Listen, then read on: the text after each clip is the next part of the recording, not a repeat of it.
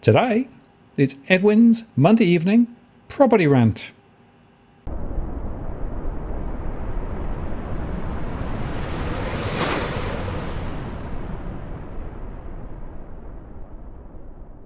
Hello again, it's Martin North from Digital Finance Analytics. Welcome to this post covering finance and property news. It's another Monday evening, and of course, Edwin's back for another rant. Edwin, how are you going? Holy carambas and guacamole on an English muffin, Martin. Yum. What the hell? What the hell's going on with the industry? They're demanding higher pay packets, higher commissions, and we've got real estate agents or ex-real estate agents breaking into properties because they're too tired to go home, apparently. Oh, very sad for the little guys, isn't it? Eh? Very sad. Oh, look, it's 2 years for home invasion and stealing some iPods, I believe. But this apparently this lass has been in a bit of bother before when she actually held a license, and apparently or allegedly picked up a credit card on an open house inspection from one of the vendors and went about in a shopping spree. But anyway, here we are, and then you've got old mate saying that because of all that, the industry needs to be paid more, and they are worth their weight in gold. Martin, what do you think? What do you think? What do our viewers think? More to the point. Real estate agents worth their weight in gold. Yes, I have to say. I mean, there are some really good agents who do really good work. Let's be clear, right? But there are also a lot of people who I think are, frankly, fly-by-nights or not really doing the heavy lifting and are just taking the easy prizes. And that means that many vendors don't actually get the best outcome. And of course, many prospective purchasers end up paying over the top. So, it's not, you can't say the whole industry is completely rotten. But within that, we know that there are a number of people who are not doing the right thing by their clients or by the purchasers. Yeah, look, the thing is, you and I spoke about this before. A number of times we spoke about it, and I've broken it down as to what time they spend on average across Sydney, what time real estate agents spend on the property when they go to sell a property, how much the average property is worth. Across Sydney and the average commissions, and then when you extrapolate that and you come down to the average, it's been like that, averaging around the same amount for the last 6-7 years, and that's around about the $1,400 per hour on average is what vendors are paying agents. Obviously, when we're talking about average home sales, we're talking on average about between 1.3 to 1.4 across Sydney. Now, when you talk about the top end of the market or anything above 2 million and you're way up to 4 or 5 million, you've got to really ask yourself the question: when there is high demand, what do they really do apart from opening doors? Look, I was on the other side of that fence when we were in sales and also property management. But I've always said, from even when I had the offices and when I've been representing vendors on properties for sale, that there is a lot more that the agent needs to do in order to achieve and accomplish a goal. But look, I've always been conscious of the fact also that this commission model really favours, in the main part, favours the selling agents, because it's a quick option. Quick sales is what favors them. You've got they're incentivized to get a quicker sale. Tom does bring out a point, and that is that if there's no sale, there is no commission. But what we've done over the last decade or so, we've really jacked up, and the industry really jams the vendors by way of charges in marketing. Now we've created a beast, domain, two beasts, domain and real estate, which the vendors are paying a hefty price, and that price is passed on to the vendor. Now it could be passed on theoretically. There shouldn't be any extra charges on top of the charges that domain and real estate charge for for listing on those portals. But a lot of agents add to those costs, and because they can, and because a lot of vendors don't really ask for a trust account ledger or a trust account invoice or a statement from the agent, and it's when you do that that you understand where your marketing dollars are really gone to. Because look, there are places, there are agents in the industry that would charge upwards of $10,000, $15,000, $20,000, and that's not including the staging of the property that's on top of.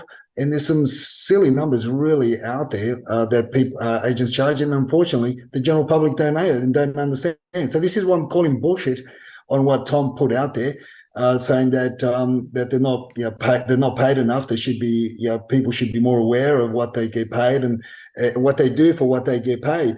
When in actual fact, look, Purple Bricks tried to disrupt the model.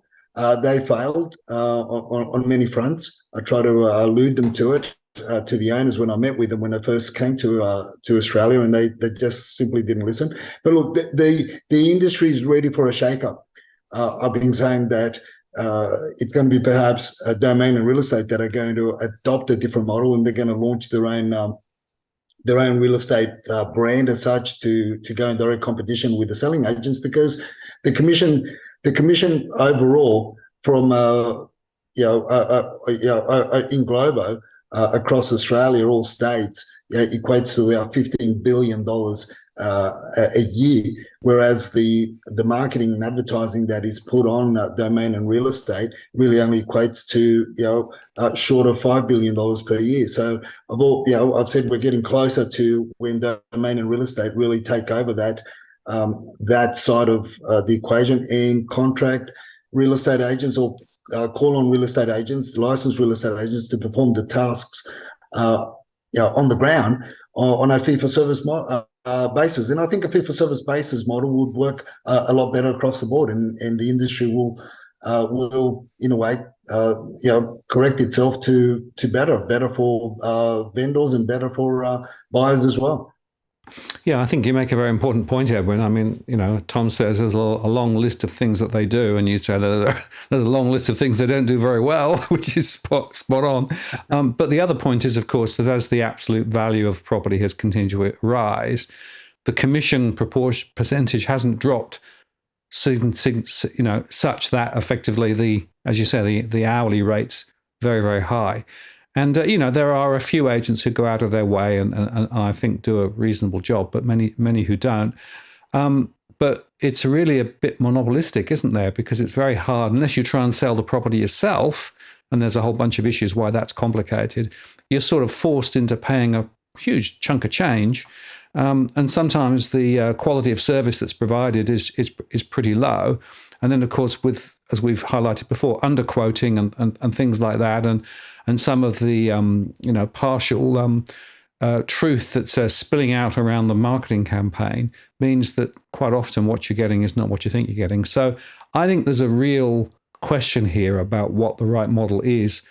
And I think a fee-for-service model is actually a reasonably sophisticated way of thinking about it, particularly if you then say, well, here are the different things we can do, and here are the charges for them. And then maybe vendors can pick and choose and say, well, I want that and that and that, but I don't want that.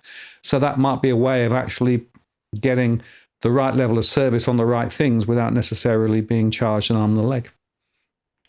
Yeah, and it also takes on the premise that both the selling agent and the vendor are working together to achieve a goal. Whereas when you look at the commission-based model, it's really the agent has one goal, and that's a quick sale and a quick commission, so they can move on to the next to the next property. Hence the reason why auctions have become so popular across the east coast of Australia. Well, when you talk about 15 years ago, it wasn't the case. It was when you talk about when I got into the industry 25, 27 years ago, it was really a handful of areas that suburbs in Sydney that really took on that model. But and then you also have got to ask yourself the question: why do agency agreements traditionally, they were 90-day agreements?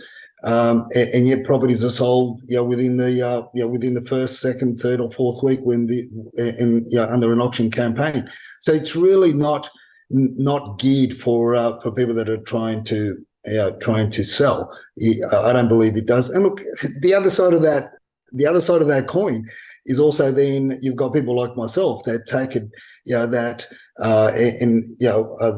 the buyer's agency side of things and our team, and we know what agents are looking for. We know what we know what they want, and we can pander to those needs, because I'm not there to teach them how to get the best price for their client. I'm there to get the best price for our clients and achieve a sale. Or achieve a sale with an upside, whether it be the property being undersold. Look, I've shared on Twitter, I've shared on the podcast, I've shared how there've been different occasions over the years where we've made offers, unconditional offers, in other words, with the 66W offers, leading up to long weekends, because the little bunnies don't want to have an open house on the long weekend, and therefore we are able to get the property for a lot less than what it would have sold if they held the auction over the long weekends and so forth. So there's many ways that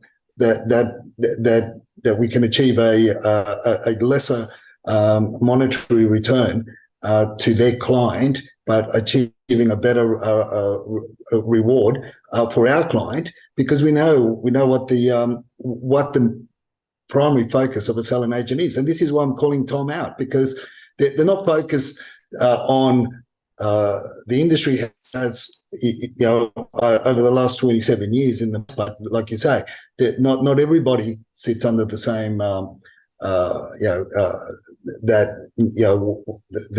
bad side of things, but the majority don't understand how to get or how to achieve the best value for their clients, because first and foremost, their loyalty is to the commission, to the back pocket.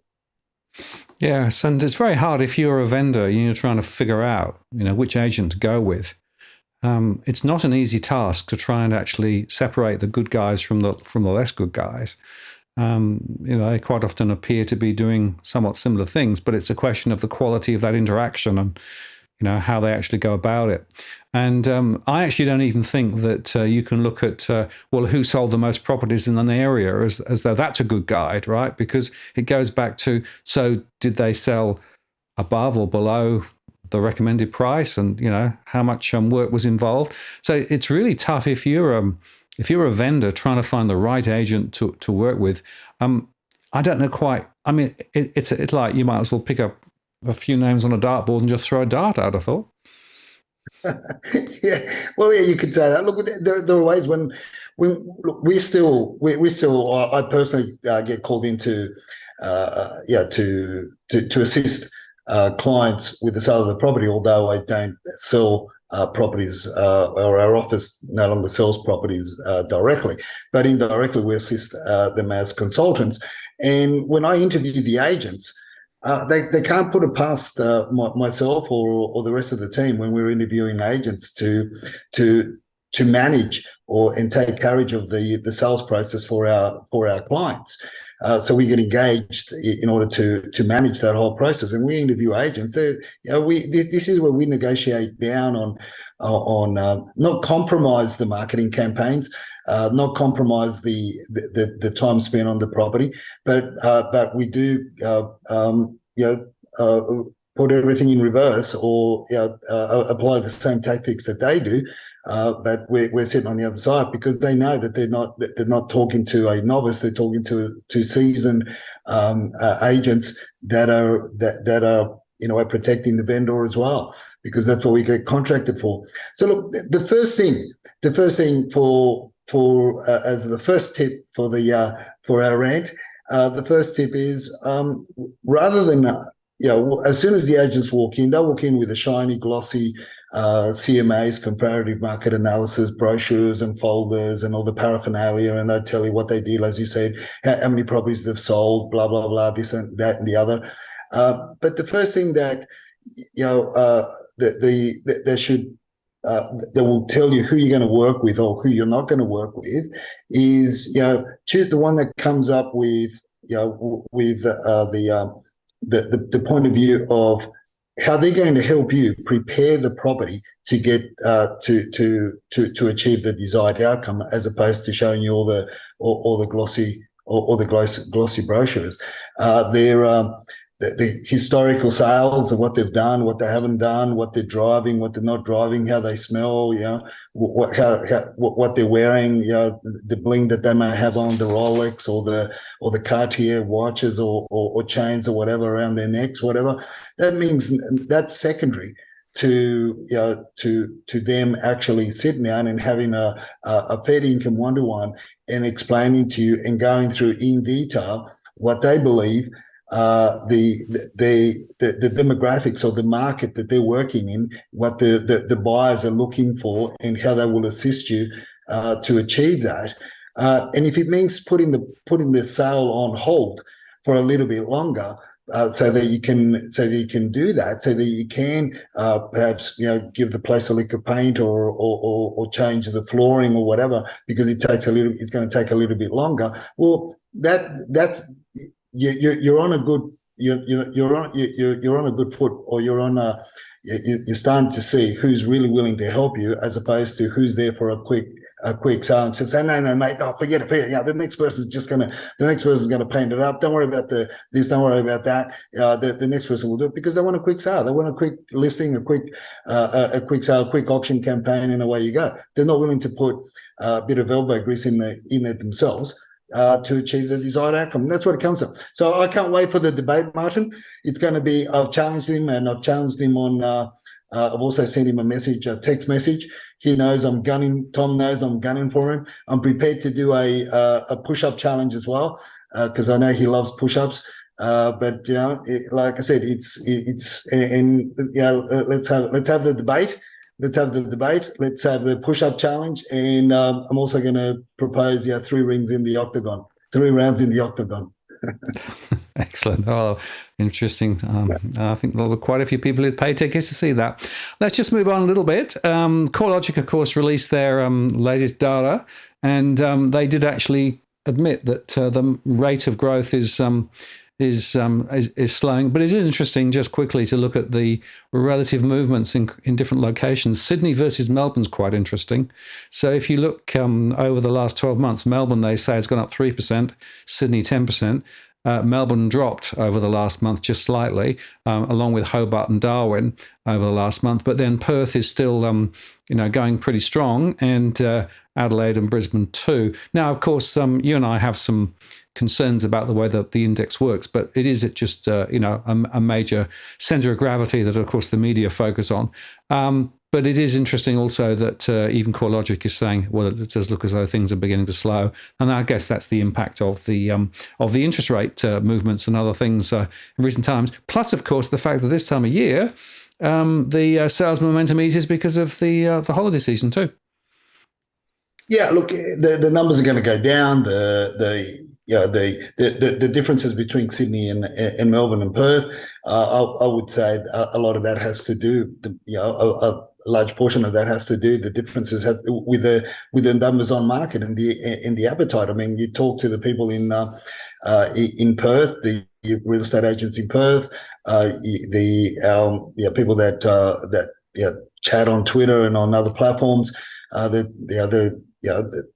the listing numbers are way down, and there's no, and you look at the lack of construction as well, and a lot of the East Coast, people with a bit of money, they put in a lot of money in investment properties over in Perth, and they still can't keep up with the demand of the rental prices there as well. So look, there's things are slowing down towards the end of the year. Things, obviously the rate rises take a few months before they kick in, and you start seeing the local appetite certainly going to be waning. But it's going to be a wait and see to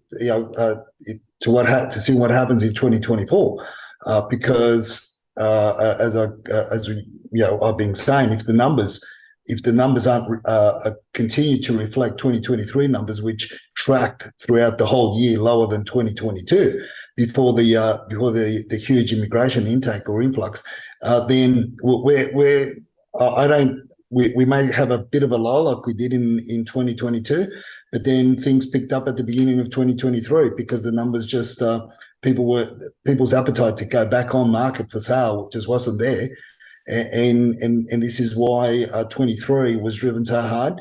There are huge appetites out there from the chatterers, the local chatterers, overseas chatterers, the country chatterers that are coming to the end of their tenure to obtain the PR residency. They're looking back into as we spoke last week. The medical professionals that went into country towns, with the Asian communities. Then you've got the silent tigers, are very hot to trot now. They're taking a little bit of a powder because of the elections in India. We spoke about that a few weeks ago. How they get the money across, and now you got the new kids on the block. So, I really need to see. On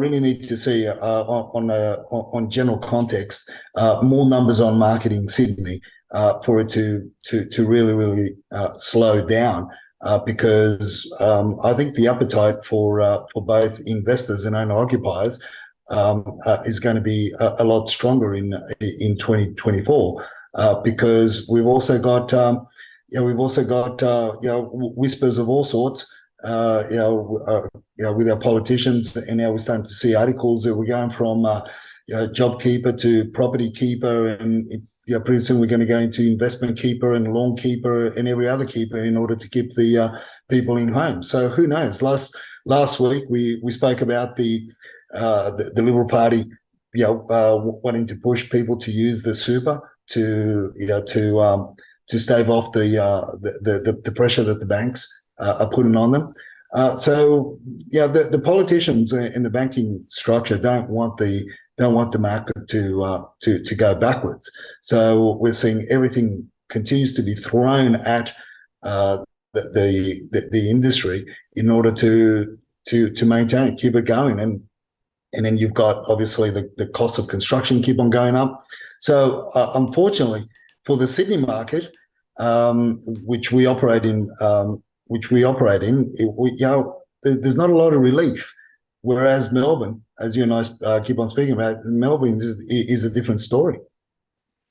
Yeah, it is. It does vary, of course. And just in terms of the latest articles, there was this one. It was actually in the Conversation republished on the ABC.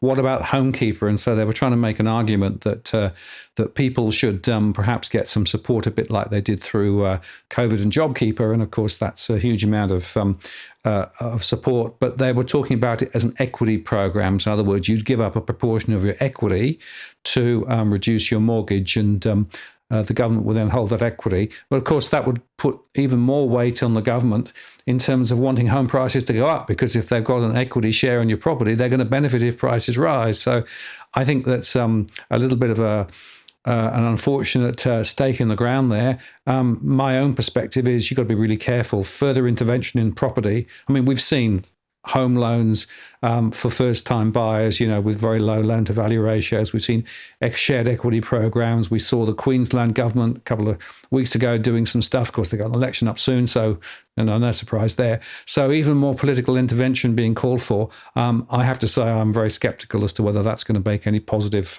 inroads. But then politicians will do almost everything to try and keep prices going high, won't they? Yeah, look, the thing is, Martin, that I think we can agree on one thing, right? And that is that the majority of the local punters, the local buyers, the local Aussies that wanted to get into the property market, be it your first home buyers, be it your second time around home buyers, whatever, but just the locals, they're really getting priced out more and more. And again, I'm purely talking about Sydney.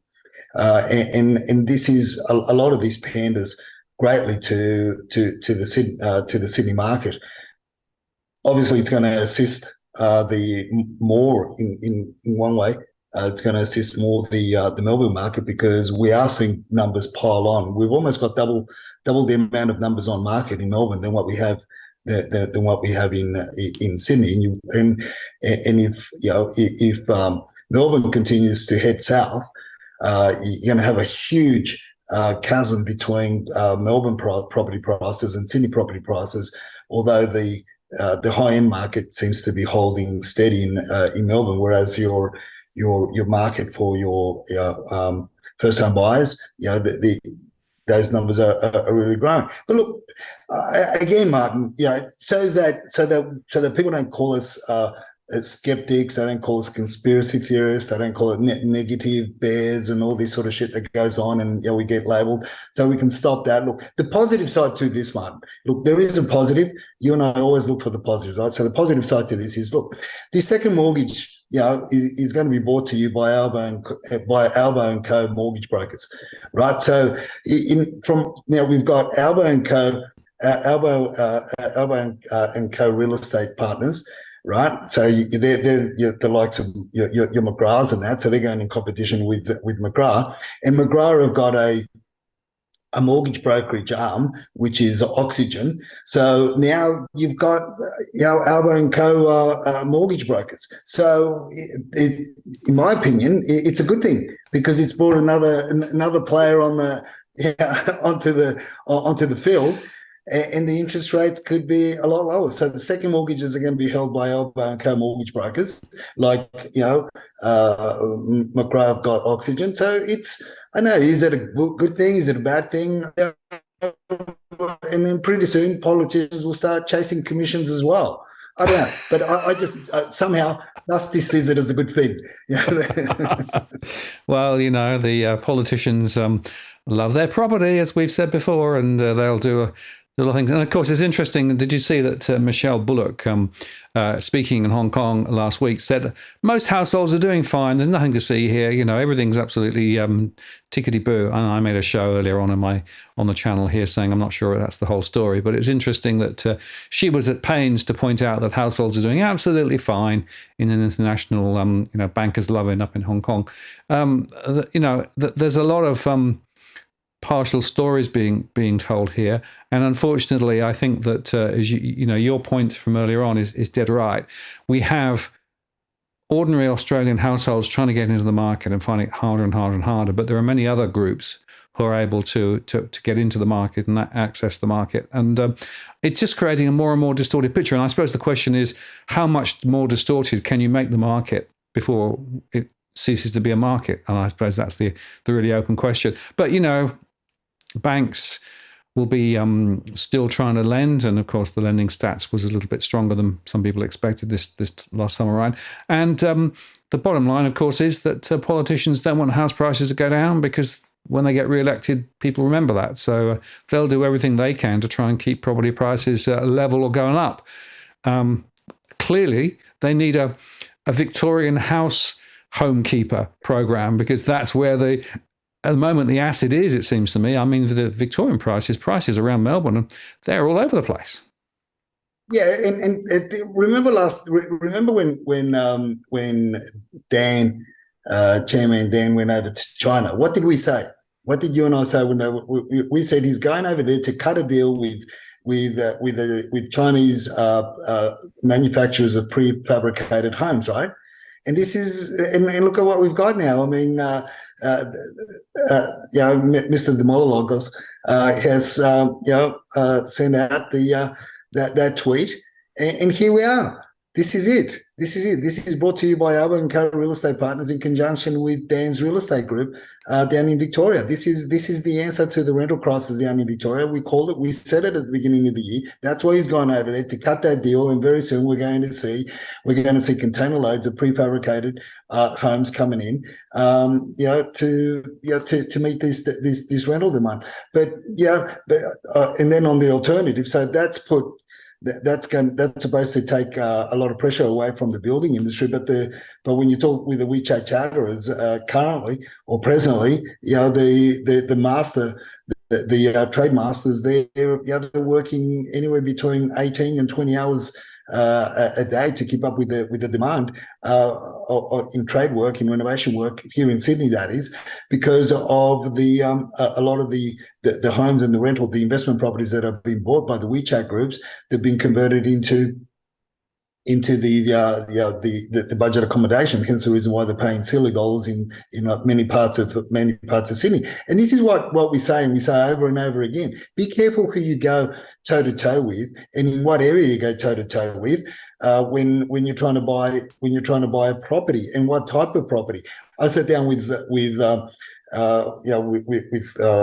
clients a couple of weeks ago, and there's a certain criteria because they're looking in an area, in the North Shore where no matter where they go, no matter where you turn, they're going to go toe to toe with WeChat chatterers. But there's certain types of properties that the WeChat chatterers won't go anywhere near. And I said, do you really need those properties? Do you really need the fancy swanky properties that have had the cosmetic makeovers, the showroom makeovers, to go silly and pay silly dollars for it because you're competing with deeper pockets?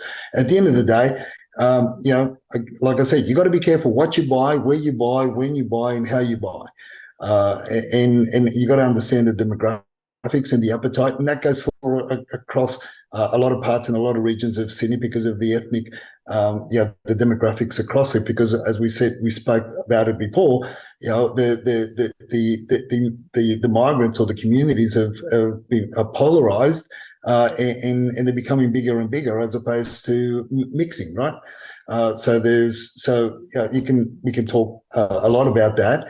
But this is what we look at and how we see it, and the reason why we follow the WeChat chatterers and the trade groups is to see where they're doing a lot of renovations, where they're asking for little brothers and little sisters to come and work and assist, and they're finding it difficult, because that gives us also an understanding and an idea of where the investor groups are concentrating on and moving towards. There was a tweet that I got earlier today from one of my followers on Twitter, and I said, they said the chubby chatterers will return to Melbourne early next year, and I said, look, unfortunately, mate, they won't.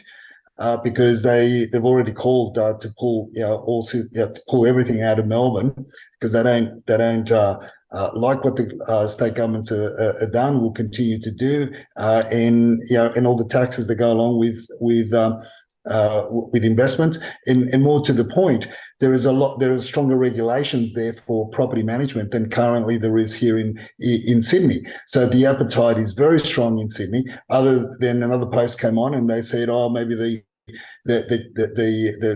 chatterers are going to perhaps go over to Queensland. And as I said again before, when you speak in the trade groups, they're being offered a lot more money to go and work in Queensland, but they don't want to go to Queensland because they don't like the sun.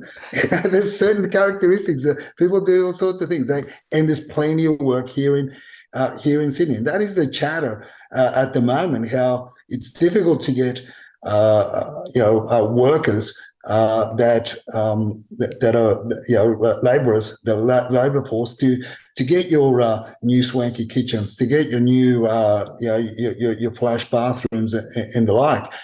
So it's very hard to you got to stay on top of it. You got to keep your finger on the pulse, because if you don't give them work for a day or 2 days, they'll go elsewhere and they'll disappear, and other people will offer them more. So this is the critical point where we are in terms of the building and construction. So going back to what we were discussing, how is this thing going to change? And we've spoke about they're talking about increasing to bring relief is to increase productivity. But the unfortunate thing, Martin, is that the governments are hell bent on building shit that people really don't want to live on, and stuff that we can't even build properly anyway. And it's too much of a prickly pear.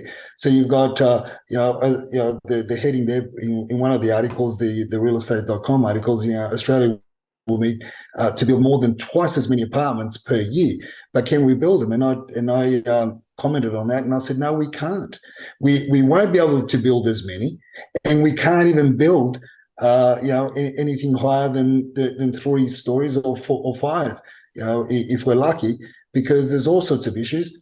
And the fear is, and that I would say would be shared with a broader community, especially those that want to get into the market, but unfortunately they're forced to buy them anyway, is the fear is that of all the issues that they're going to have in the future, and the fact that we can't build them, and all the issues that the current buildings have around Sydney, we can't meet the demand.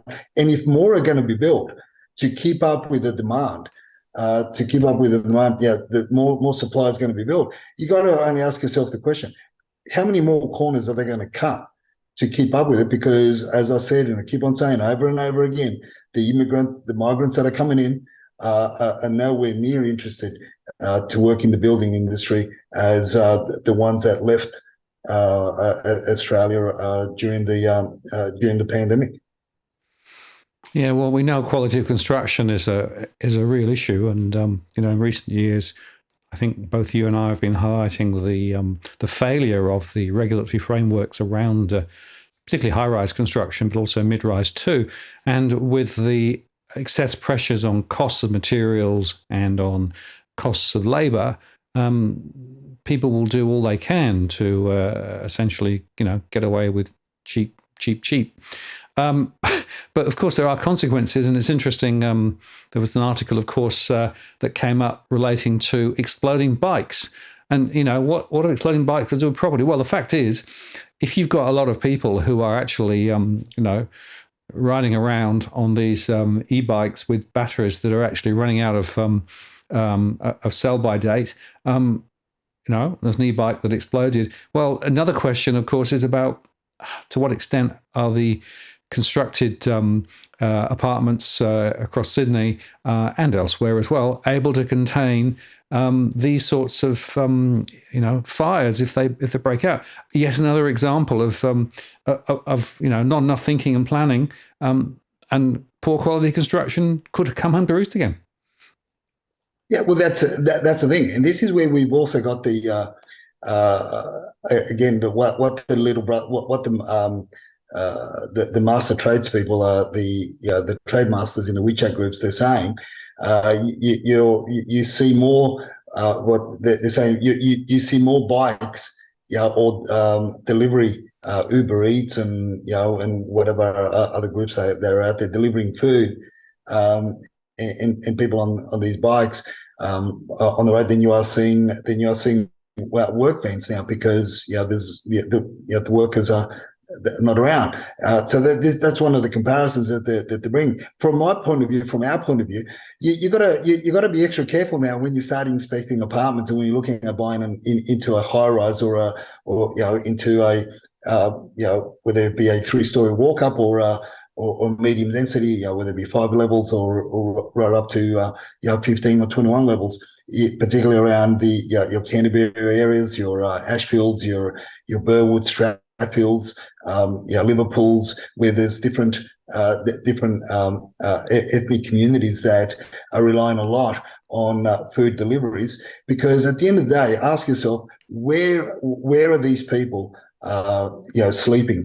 And where are they housing these? Where are they charging these EV batteries? And we're talking. Do we need stronger regulations with these EV bikes that are being used? Do we need stronger regulations around that? Is it going to be that the strata levies are going to go up in these apartments because they're going to have more and more accidents because of the batteries of these bikes? Are going to come to the use-by date very quickly because they're used a lot. What are the dangers around it? We're going to see more and more of it. Are the owners' corporations going to be more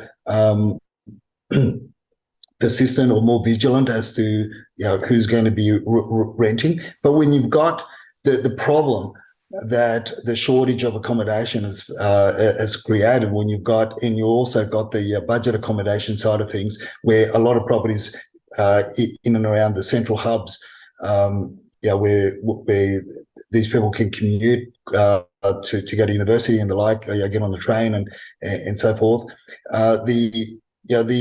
You've got a lot of properties being self-managed, so the governance is certainly going to drop a lot.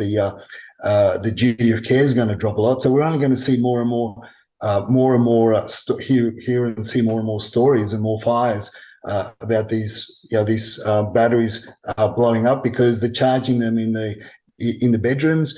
Another thing that was brought to my attention from the early 14, 15 or thereabouts. I wrote a story. I can't remember. It was on Property Observer. I think it was on Property Observer at that time, where I published the story where the dangers around what we were seeing. With when we got a lot of predominantly Korean communities and also the Indian communities when they started coming into the around the Blacktown LGA, they were using the portable, those little portable gas stoves. I don't know if you've seen them, Martin. The little portable gas stoves with disposable cartridges, gas cartridges that look like cans of Mortine that you just plug in the back. And away you go. It's a single burner, but these people were cooking food in the bedrooms where there is no ventilation and there's the chance of a fire and the like. So we're going to see a lot more of that, and that's the unfortunate thing in the period that we're in, Martin. This is what I'd say. I look at all these things and how it's all compounding and adding on to the problems that we're facing. But things have got to really break before they can be fixed. But some parts of the overall issues that we're facing are broken, and the immigration policies being one of them. Because whilst we keep on bringing in more migrants without meeting the current demand, these problems are just going to arise. And now when you add it all up and you've got these proposals, shared equity schemes, housekeeper schemes, and all these things, well, for me, what it equates to, what I presently is that we're not going to see those numbers on market in Sydney not in early 2024 that one would expect, or many have expected, and that's going to put a lot more pressure on buyers, because the families that have waited out for the mortgage cliff, in a lot of parts of Sydney, in a lot of markets of Sydney, are realising, hey, things aren't changing, and they're going to be forced to buy. And that's the sad thing, is that a lot of families are going to be forced to buy the badly built apartments, let alone the dog boxes that others also call freestanding homes. Well, let's talk about the numbers, as you've touched on, because the Sydney story is, well, it's quite clear now, isn't it? So this is the data for this week, 15,635, and if you compare that with the previous week, there's been a further fall. So I guess the question is, where's it going from here? Because we're now getting into the Christmas story. So last week, 16,506. But we're going into the Christmas period, so more people are going to pull their properties off market, and so listings will continue to degrade. And to my mind, Edwin, the question is, what happens in the new year? And are we going to see a reversal of the trend? Are we going to see listings start to rise again? Or will people, with the high interest rates and the other pressures that we've been talking about, just sit on the sidelines? And of course, if the volume of property available to purchase continues to get strangled, that's going to only put prices potentially higher for the small number of properties that are available. Yeah, look, we've spoken a lot about that, and there's a number of things at play. Construction numbers are down. Application for construction are down. The appetite to purchase, particularly around the investors, have gone up. Alex Joyner put out that new housing finance for October 2023 graph, and that's interesting. I mean, that's stuff that you and I were talking on the day, and this is just information that just come out now, but we were saying what the calls are. And that's why we pay very, very close attention to the biggest investor groups that are in Sydney. Yes, we call them chatterers. Yes, we call them the silent tigers. Now we call them the new kids on the block. But this is the demographics. This is the shift that our viewers, our followers, get to hear and listen to, get to see, and the stuff that we present on a week by week basis, or you could say on a blow by blow basis. Unfortunately, some of the stories that we tell, it's just we're talking about what's happening and trying to give them an indication of what's happening in real time, as opposed to stats or numbers that are lagging by months. But what we've talked about then, it's coming. People are starting to realise that now. Is the trend going to continue in 2024? Well, so far, the application for construction hasn't increased. The cost for construction hasn't decreased. There's not a lot of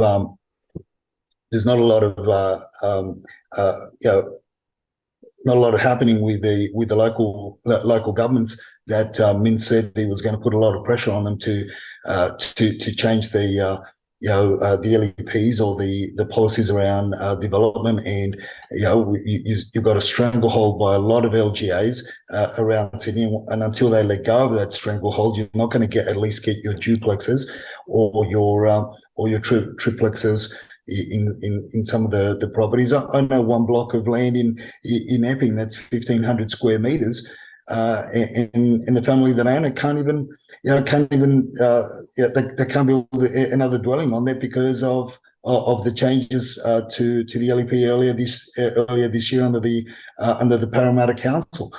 So there's all this political pulling and from all sides. All these constraints with costs, developers have got no appetite to build. As we said in the podcast about 5 episodes ago, we said that the developers that I've been speaking to, and I'm talking about big players, they're waiting for the government to start incentivizing them to build, because they don't want to build with their money. They're going to build with the taxpayers' money.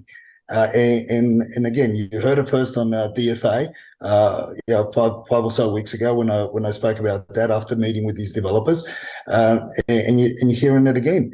And this is what's happening, because it's easy pickings for them, and they've all said we're talking about developers that would build anywhere between 1,000 to 3,000, 5,000 apartments per year if they have the machinery to, and if they have the demand that could build, that could crank the machine, the engines again and get started. But they won't, because the cost of construction just doesn't meet it. That doesn't meet the equation. Doesn't cut the numbers. But with government incentives or housekeeper incentives, you could call them, being incentivized by the government, whether it be perhaps they may waive the GST that developers have to pay on that's a 10%. That's a 10% haircut per apartment. When you start talking about apartments on average being valued around $740,000, that's $74,000 a hit. But then again, who picks up that bill, Martin? The taxpayers pick up that bill. We do. So there's too many things for going against purchases at the moment in 2024, and then you only got to get some more bad news around what's happening in other parts of the world, for people to, again, for the turtle to pull its head back in the shell and sit it out for the first and second quarter of 2024. Yeah, well, let's look on the Melbourne story, because last week there were 26,814, as you said, a lot higher absolute listing number compared with Sydney. But even in Melbourne, we've actually seen a drop. So this week it's dropped back to 26,041. And it's interesting to see that pretty much all types of property counts have actually dropped, whether you're looking at apartments, whether you're looking at houses or townhouses. So even in Melbourne, it's still easing back a little bit, but there's a lot more on market relative to Sydney. And to my mind, that really does help to explain some of the differences in terms of price movements, as we discussed earlier with regard to CoreLogic. There is more property available. And interestingly, as I talk to people in Melbourne who've got property, there's a little bit more of a sense of, gee, I may have to sell and get out before prices slide further. So they're further down the slide, as it were, in terms of where prices may go. And it's certainly putting a bit of pressure on people. But, as you say, if the pressures on construction continue through next year without further government support, which is quite likely to come, the supply is going to continue to degrade. We've still got the high migration. So the demand-supply thing is all over the place anyway. Yeah, look, it is, and it's uncanny again that it was the WeChat chatterers that called the retreat on numbers, or to pull away from investing in Melbourne. If as we shared, and soon after those numbers piled on.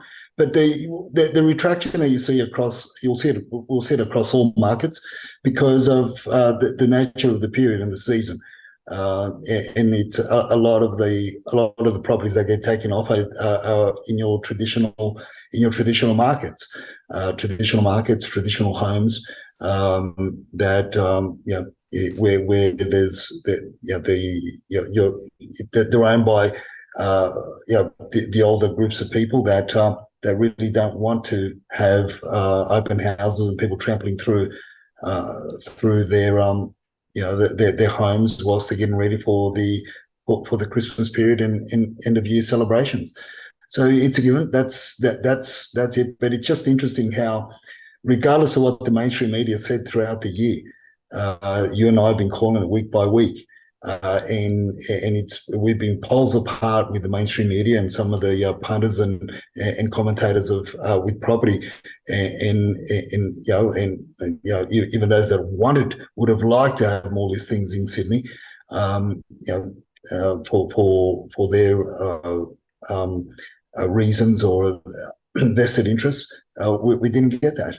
But Melbourne, it's a different story. And the same goes for the auction numbers across, when you compare Melbourne and Sydney. There's Sydney picked up a little bit because of the, what people just wanting to sell that pre-Christmas sale rush. But Melbourne just keeps on humming away, pumping away. There's more wanting to get out, and I guess what we'll see, Martin, in Melbourne, I dare say that those numbers will pile on a lot more, because as the rental leases come to the end of their tenure, it'll be easier to sell. It's easier to sell properties that don't have tenants. When there's a lot more on the market than it is to have to try and sell properties that have got tenants when there's a lot more on the market.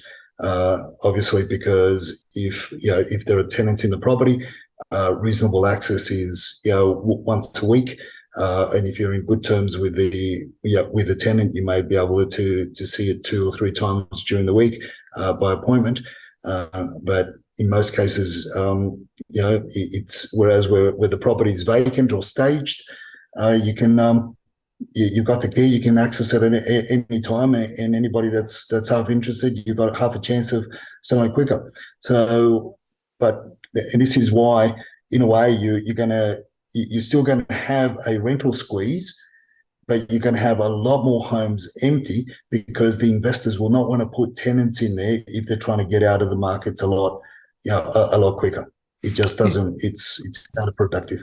Absolutely, and that probably explains the story with regard to what's going on in the rental sector. So it's interesting that on the 27th, there were in Sydney 10,817 properties for rent in the Sydney region, according to Domain.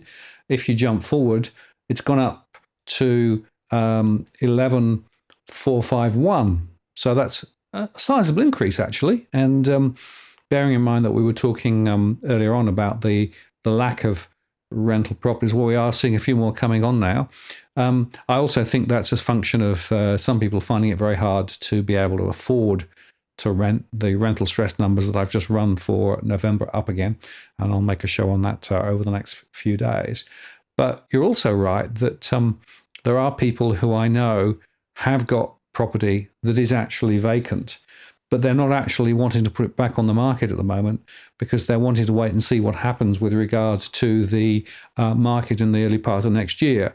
And more property investors, as I speak with them, when they do the calculations, they just can't make it work from a cash flow perspective.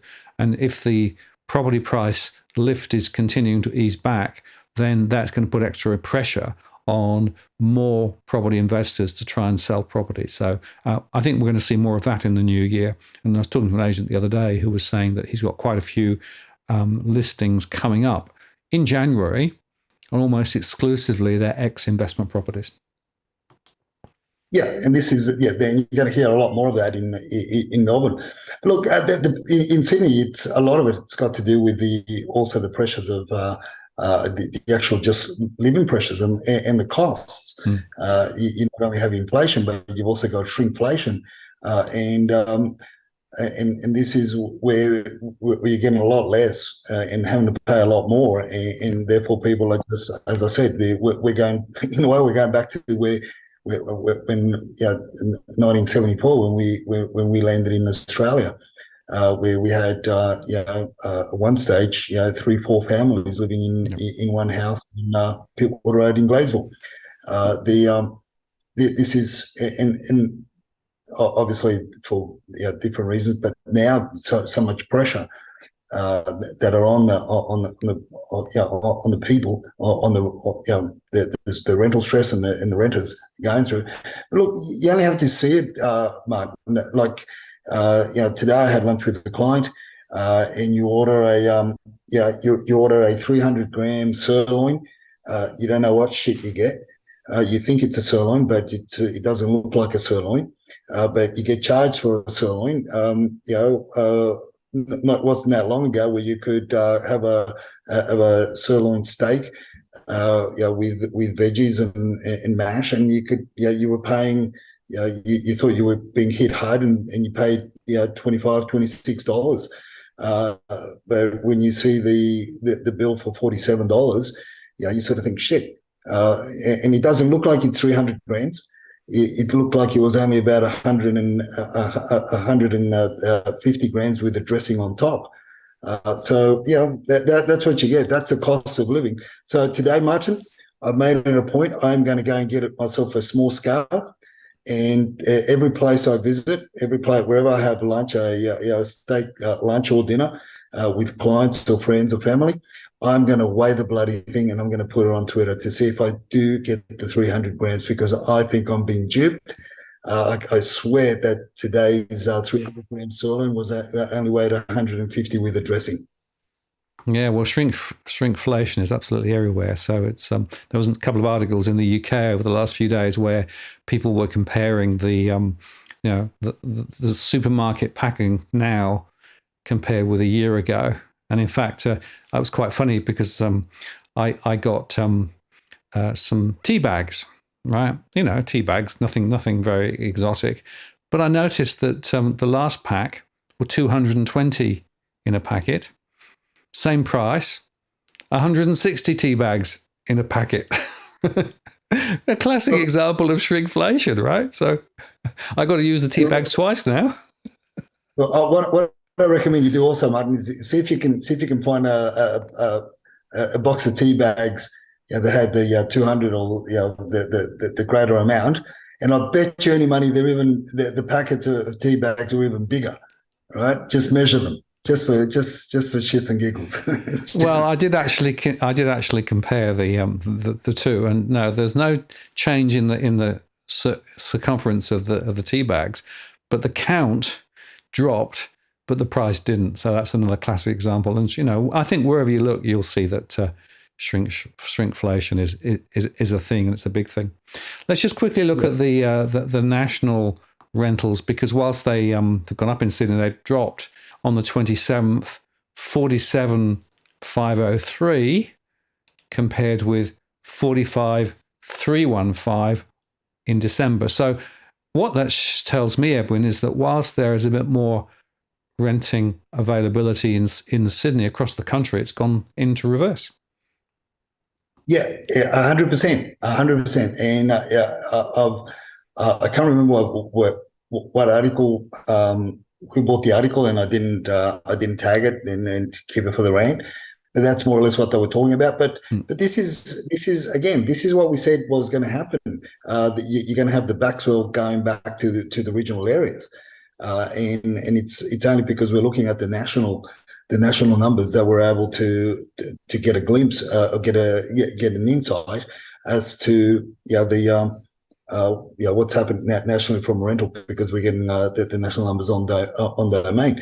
But yeah, so to me, it's just a shift, like you said, of people prepared to live further afield and commute. It'll be interesting. I'm not sure whether you do pick up on your surveys. It'll be interesting to see, and for you to see and ask, over the next 6 months, 12 months, if people are commuting a lot longer, a lot further to get to work, because that'll really solidify what you and I were alluding to months ago, and we said would happen, and here we are. This is why you've got to look at as I call them, the shifting sands, or the demographics, or how the population is moving around. And you get a first cab off the rank, before the mainstream pick it up, 4, 6, 8 weeks after they watch their shows or read our Twitter feeds.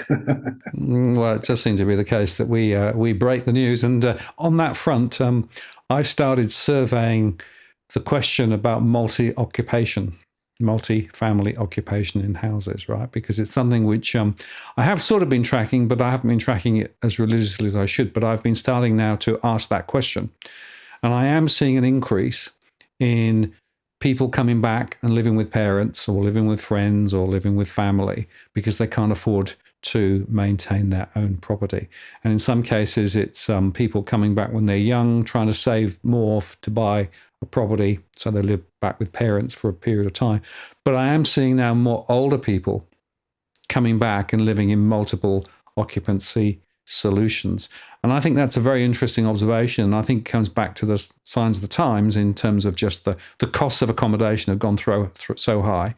I'm also looking at this question of travel and travel times and those sorts of things. Of course, the trouble is with travel times that with the roads being so congested, the travel times are actually being extended because of congestion, whether or not they're actually gone further out or not. So it's a little bit complicated, but we're looking at that too. So more to say on that as the surveys continue. Look, that'll be great. And it's interesting how in the medical profession, I know some medical professionals that are in the areas of nursing, in different specialized nursing, with specialized nursing qualifications, and they're working.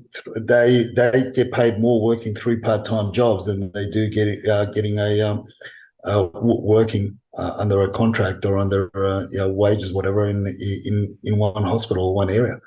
It's interesting that the only difficulty part with that, obviously, where in different areas, in different sectors, where you're going to get more by working part-time than what you do getting a full-time job, is where it comes back to financing.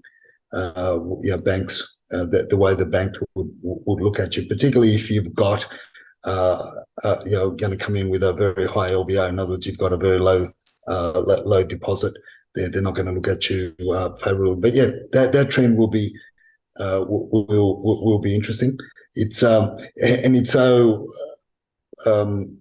that's what we spoke about from 2023, late 2022. We said that 2023 was going to be the year of the hustle, hustle or perish. People are going to be doing jobs. The industry itself, a lot of real estate agents that are still working offices that I communicate with on a regular basis. They're real estate agents by day, Uber drivers and Uber Eats drivers by night, or doing some other jobs. So you've got to hustle, or perish in 2024. For me, the way I look at it, and I've been thinking about what 2024 is going to be, and I think it's going to be the year of trading. There's going to be some people selling, buying and selling goods on the side just to make that a little bit of extra money. So I don't know what I'll call it yet, but that's what I'm seeing. A lot of people that are going to be offloading their toys in order to keep up. So there are going to be bargains to be had and bargains to be bought, and then and make a bit of money on the side. And I think people are going to be sort of, could be the year of the garage sale, Martin. Who knows? I might call it the year of the garage sale, 2024. I reckon it's the year of the multi-occupancy property, actually, but we'll see. Just before we go, just coming back onto the EV point there, you've got a very important tip of the week.